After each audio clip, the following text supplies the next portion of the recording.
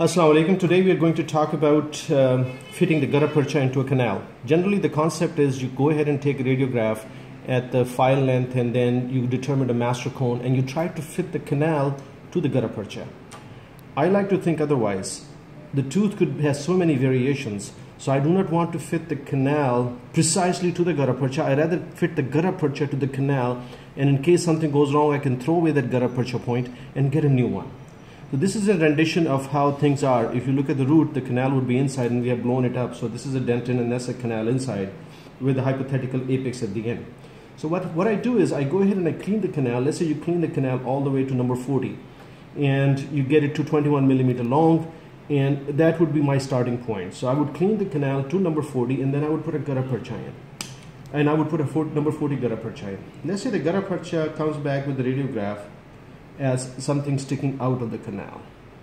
Okay, so I would then, and this would be the guttapercha inside, I would take then the guttapercha out, cut the tip looking at the radiograph, and with experience you get very accurate with it. And then I would cut the guttapercha tip and then I would take another radiograph and it would fit into the apex dead on. How do I conclude that?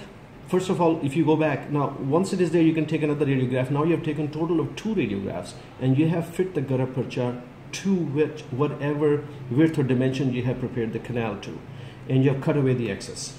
The concept is fairly simple.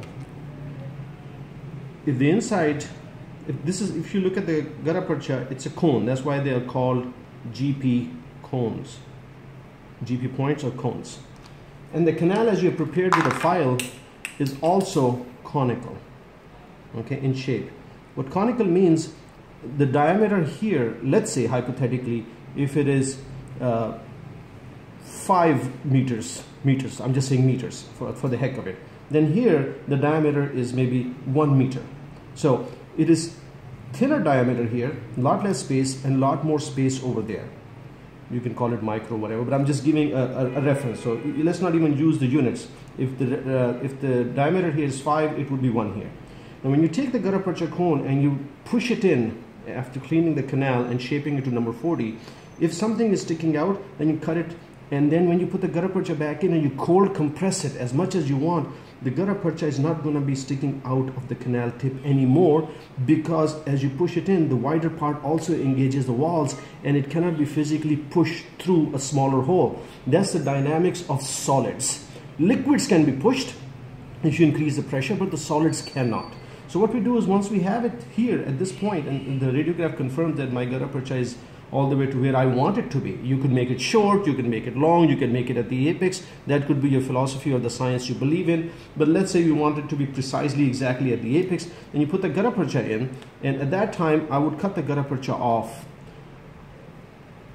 about 4 to 5 millimeter from the apex. And I would cut it even outside the tooth and then push the guttapercha in and take a cold condenser and a condenser tip. Then I would use a condenser tip to apply pressure and push the guttapercha in. Of course, before that I put the calcium in there, root canal sealer, to make sure that I get any accessory canals. In case there's any accessory canal somewhere, the calcium hydroxide would get inside. Then what I would do is I would take the condenser tip and warm it up real nice, and I would go in and I would hold it close to guttapercha, and this guttapercha would start to melt and soften up. You can do this experiment outside in the lab. You take a guttapercha piece, you heat up the instrument and you get it close to the guttapercha, and then you touch the guttapercha point and you will realize the guttapercha softens up. That's how you can develop the tactile sensation to know how long does it take and how much heat does it take to soften the guttapercha.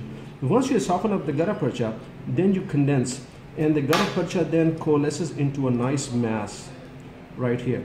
And I try to condense the 4 to 5 millimeter down to 2 to 3 millimeter.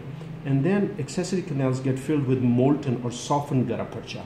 We also know from apicoectomy or apical surgery, in which we go ahead and cut the root tip off, we realize majority of the accessory canals or lateral canals are within the last 2 to 3 millimeters of an apex. Hence, this technique works wonderfully, and then you can put another length of about 4 to 5 millimeter guttapercha up on top, and you can condense it and you can pack it nicely so you get a good coalescing mass. At the same time, then I would leave the space for the post to go in. and then I would place the post at the same time, and we'll discuss the post preparation and placement at a later video. Thank you.